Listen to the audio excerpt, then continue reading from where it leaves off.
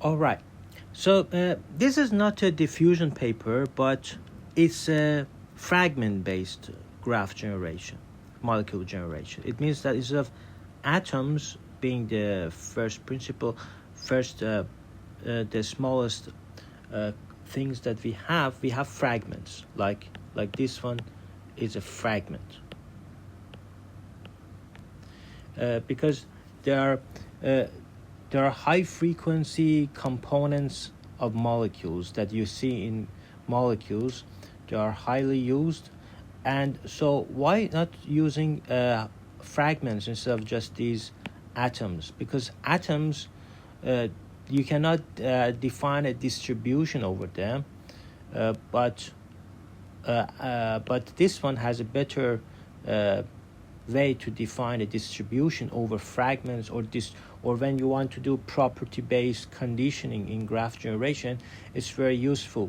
Because when you start to make for example, you are going in a metropolis Hastings algorithm, which is a kind of MCMC, so your proposal distribution should be something meaningful, and even the target distribution, which can be a multiplication of property condition probability distributions, then everything makes sense. So that is one motivation that people use fragment based. There are many other motivations as well. Of course, even in synthesis, pass-phase synthesis, in order to see if a drug is synthesizable, it's another motivation. So this paper is quite old, AI Stats 2020. So one approach encodes molecule graphs as string of text and learns their corresponding character-based language model. Another more expressive approach operates directly on the molecule graph. So in this work, we address two limitations: generation of invalid and duplicate molecules. We develop a language model for small molecular structure called fragments, loosely inspired by well-known paradigm of fragment-based drug design. In biology, sometimes call it motifs. Drug designers in pharmaceutical companies call it fragments. Some in computer science, we call it substructure. So different names, but the same idea. We generate molecule fragment by fragment instead of atom by atom. For example, that digress model that I explained, the diffusion was over atom. But generation can be based on the fragments as well. Of course, this paper, as I said, is not diffusion paper. It's just a graph generation paper. Not using diffusion. It's using language models. So we first do this get first bricks bond. Bricks is a software in RDKit that you can use to get the fragments or compose them or decompose them.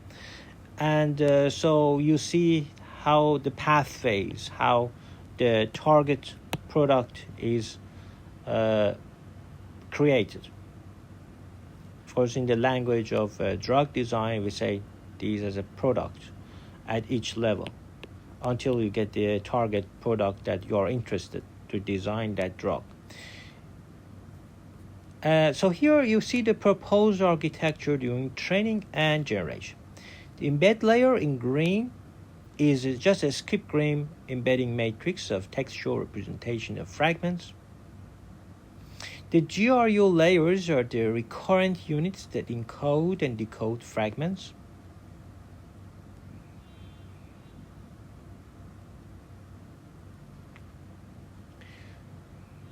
So you see how training and generation works. They're using GRU. They look at it as a language model. First this fragment, then next fragment, then let's see. Then they train this, they minimize this objective.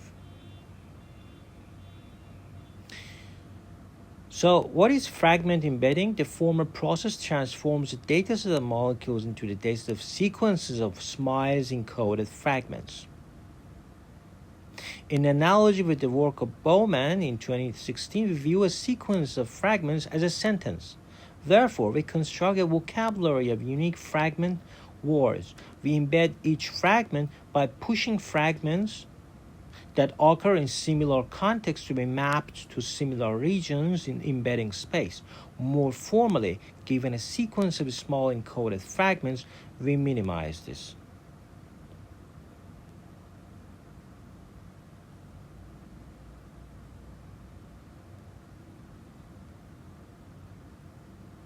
So when we have a sequence of fragments, it's like a sequence of words, so it's a sentence. For us, it becomes a big molecule. So from small molecules, these fragments, you get the, you can trace and get the molecule. And for encoding, to encode the sequence of fragments, they just use GRU. And the encoder is trained to minimize the following KL divergence. Because the reason it's just the encoder-decoder, this is the encoder part, because they are modeling it as a encoder-decoder. So the decoder is just a recurrent with GRU. Even the encoder uses GRU. So it's a typical GRU to GRU. And the sequence to sequence modeling that in both encoder and decoder are modeled by the GRU. And the likelihood of fragments, we are interested in negative likelihood of the fragment sequence. Note that the loss corresponds to cross entropy between. I have a playlist for fragment-based graph generation that I will explain other papers similar to this, but more recent ones, because this paper is in 2020. Now we have much more mature paradigm to do these things. We don't do this like an autoencoder like this. So they did experiments on zinc dataset and PCBA dataset.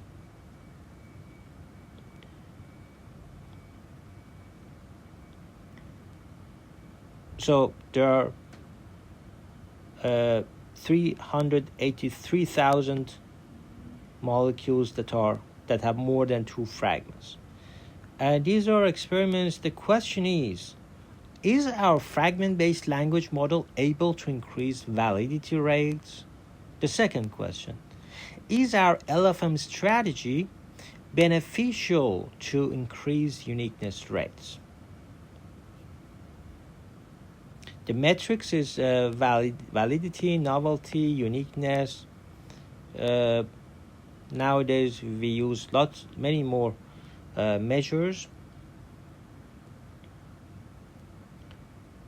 And this is the random sample of 30 molecules taken from zinc dataset. And on the right you see the generated one. Looks very similar to the data.